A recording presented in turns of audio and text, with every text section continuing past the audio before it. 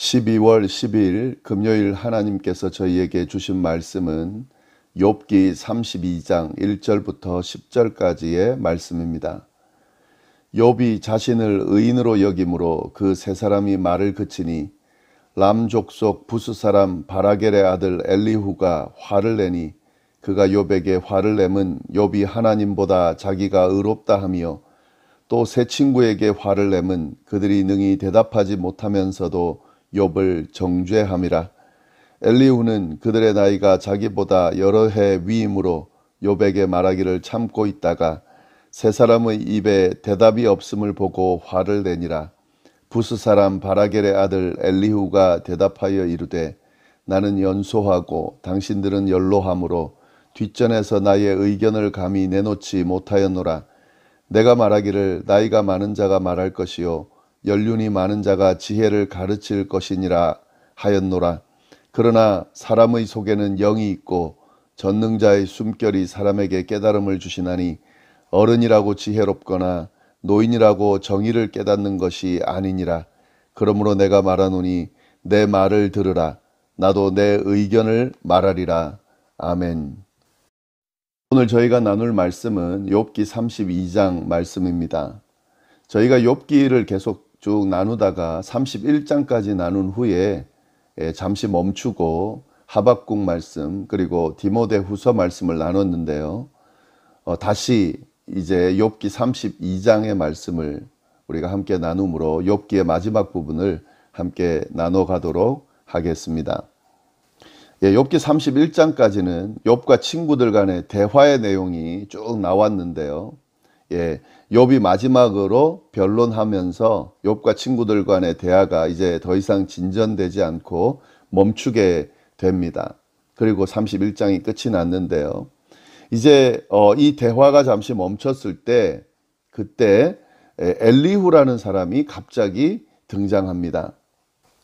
1절 2절 말씀이 이렇게 되어 있죠. 욥이 자신을 의인으로 여김으로 그 세 사람이 말을 그치니 이제 욥과 세 친구의 대화가 논쟁이 지금 멈췄다는 거죠. 그때 2절 람 족속 부스 사람 바라겔의 아들 엘리후가 화를 내니 이제 엘리후가 지금 이야기를 하는 건데요. 이 엘리후라는 사람은 람 족속 부스 사람 바라겔의 아들입니다.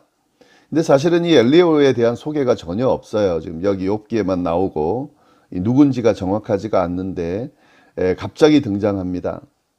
그리고 사실은 좀 당혹스러운 게 앞에서 쭉 논쟁하는 그 내용 31장까지에도 엘리후가 등장하지 않습니다. 분명히 세 친구가 욥을 방문했다 그랬고 그 세 친구와 욥 간의 대화만 이루어집니다. 엘리후가 없었죠. 그리고 마지막 42장에 가서도 하나님이 등장하셔서 세 친구를 질책할 때도 엘리후라는 사람에 대한 내용은 빠져 있습니다.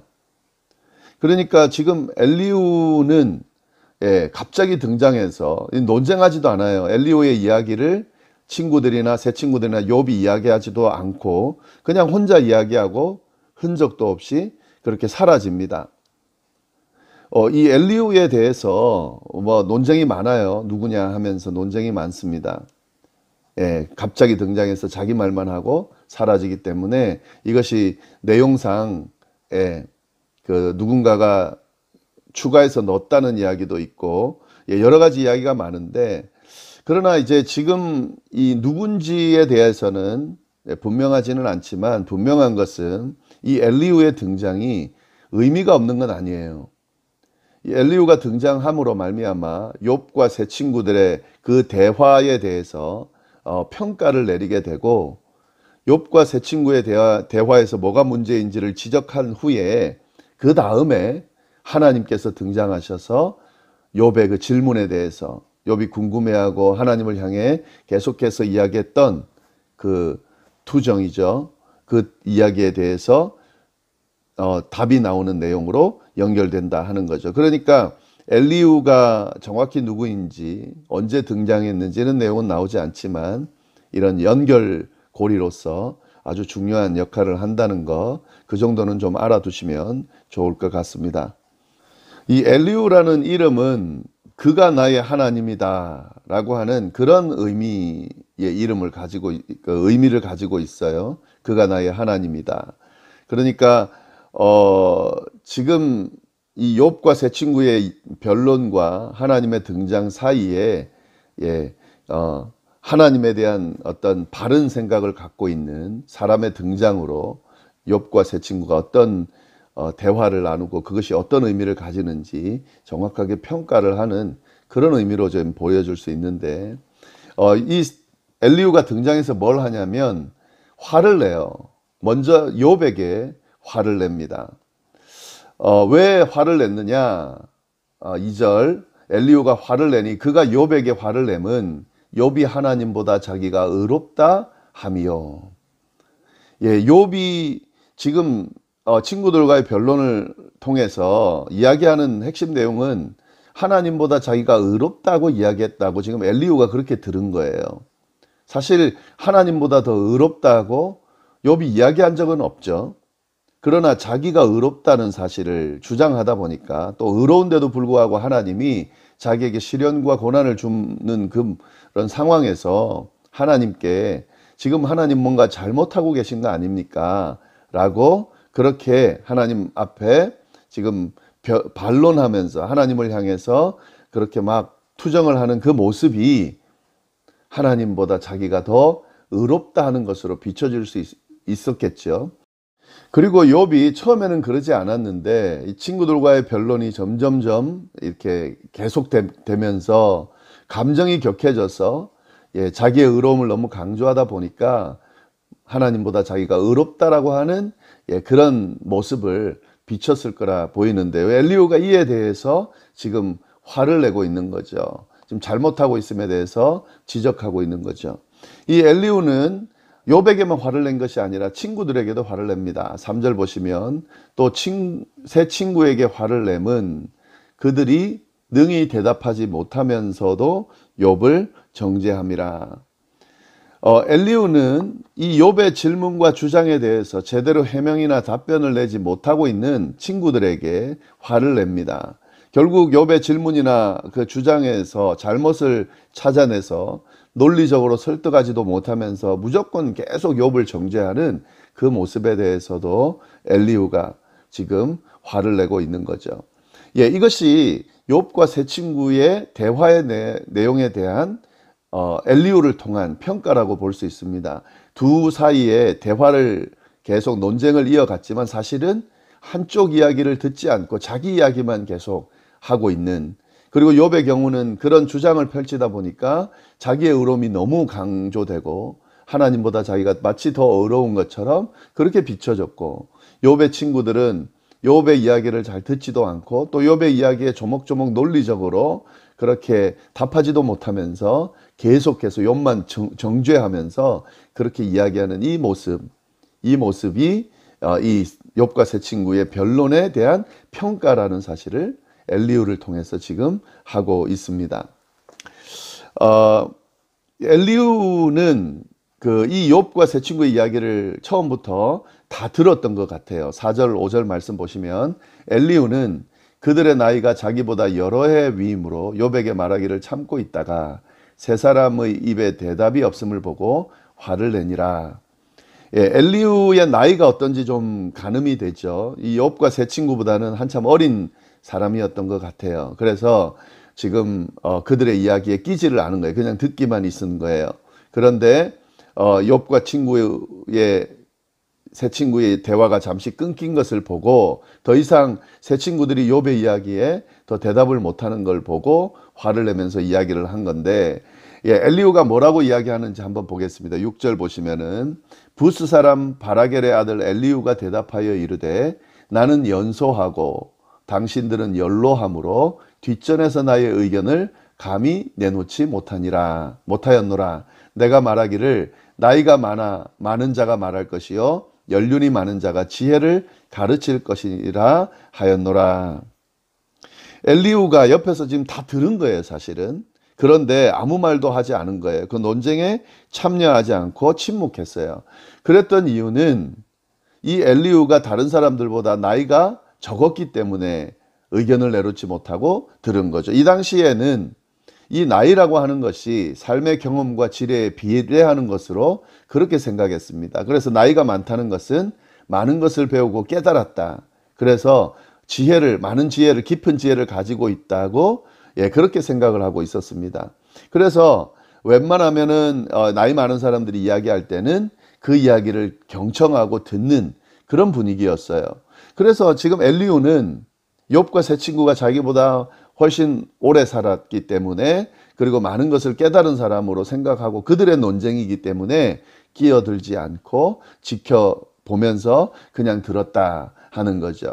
그런데 8절 말씀 보시면은, 그러나 사람의 속에는 영이 있고 전능자의 숨결이 사람에게 깨달음을 주시나니 어른이라고 지혜롭거나 노인이라고 정의를 깨닫는 것이 아니니라. 엘리후가 가만히 보니까 이 나이 많은 사람들이 그 경험도 많고 지혜도 축적되어 있는 그런 존재라고 생각하고 이야기만 듣기를 했는데, 들어보니까 그렇지 않은 거예요. 그들의 대화 내용에서 때로는 지혜롭지 못한, 바르지 못한, 정의롭지 못한 이야기들을 하더라는 거죠. 그래서 이 사람이 깨달은 거예요. 나이가 많다고 해서 지혜롭거나 꼭 정의를 깨닫는 것은 아니라는 사실을 깨달으면서 이 사람이 뭐라고 이야기하냐면, 사람의 속에는 영이 있고 전능자의 숨결이 사람에게 깨달음을 주신다. 그러니까 지혜가 반드시 나이에 비례하는 것은 아니라 그 모든 지혜는 하나님이 주시는 거다라는 사실을 이야기하면서 하나님과 지혜가 관계 있음을 주장하면서 이야기를 한다 하는 거죠. 그래서 결국 이제 뭐 이야기하고 싶으냐면, 자기가 비록 젊지만 하나님께서 자기에게 지혜를 주셔서 이 나이가 많은 사람들이지만 이야기를 하겠다. 하나님이 주신 그 지혜를 가지고 여러분들에게 제가 한마디 하겠습니다. 지금 그 이야기를 하는 거죠. 10절. 그러므로 내가 말하노니 내 말을 들으라. 나도 내 의견을 말하리라. 이래서 이제 엘리후가 그의 이야기를 쭉 이제 하게 되는 거죠. 엘리후의 이야기는 욥기 32장부터 37장까지 32, 33, 34, 35, 36, 37 6장에 걸쳐서 쭉 이야기가 되어집니다. 이제 하나님께로부터 지혜를 받은 엘리후가 어떻게 이야기하는지, 욥과 세 친구들의 그 논쟁 속에서 욥은 자신을 하나님보다 의롭다고 하고, 그리고 세 친구들은 욥의 이야기에 제대로 이해하고 변론하지도 못하면서 무조건 정죄하는 것에 대해서 화를 내면서 도대체 이 엘리후가 어떻게 이야기를 하는지, 비록 나이 어린 사람이지만 연장자들에게 어떻게 이야기하는지, 이제 그 내용이 쭉 나올 겁니다. 우리가 그렇게 이 기본 이해를 가지고 이 엘리후의 이야기를 한번 들어보면 좋을 것 같습니다.